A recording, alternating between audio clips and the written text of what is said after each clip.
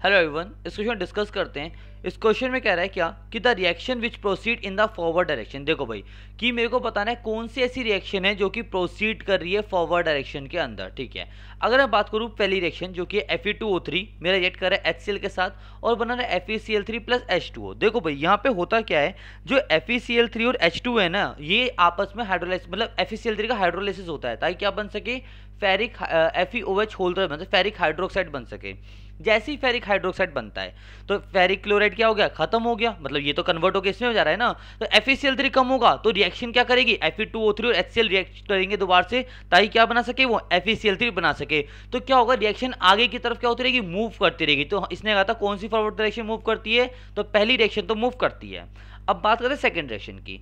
Second में कह रहे हैं NH3H2O NaCl, ये दे रहे हैं मेरे को क्या, NH3H2 NaCl मेरे को दे रहे हैं NH4Cl और NaOH। देखो भाई जैसे रिएक्शन फॉरवर्ड जा रही है, जरा आप एंट्रोपी देखो, एंट्रोपी मेरी डिक्रीज हो रही है इंक्रीज हो रही है। पहले 3 मोल्स रिएक्टेंट है, 2 मोल प्रोडक्ट के बन रहे हैं, तो एंट्रोपी मेरी क्या हो रही है, डिक्रीज हो रही है। तो यहाँ पे लिख दूं मैं, अगर क्या हो रहा है मेरा, एंट्रोपी क्या हो रही है, डिक्रीज हो रही है।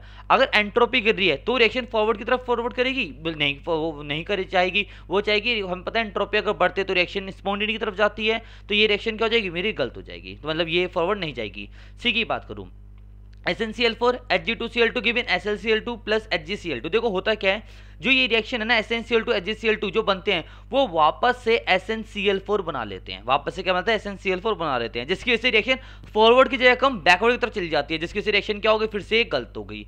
अगर डी की बात करें तो क्या है मेरे पास दे रखा है 2CuI plus I2 plus 4H plus, और डी क्या बना रहे हैं, 2Cu2 प्लस प्लस 4Ki बना रहे हैं। देखो भाई ना तो इसके अंदर कोई पीपीटी बन रही, ना कोई गैस बन रही कि गैस बन के उड़ जाए तो रिएक्शन मेरी आगे की तरफ चली जाए। और इसमें देखो तो एंट्रोपी भी क्या हो रही है, मेरी डिक्रीज हो रही है। यहाँ पे भी मेरी एंट्रोपी क्या हो रही है, डिक्रीज हो रही है। अगर एंट्रोपी डिक्रीज हो रही है तो ये रिएक्शन भी वो क्या नहीं करेगी, फॉलो नहीं करेगी।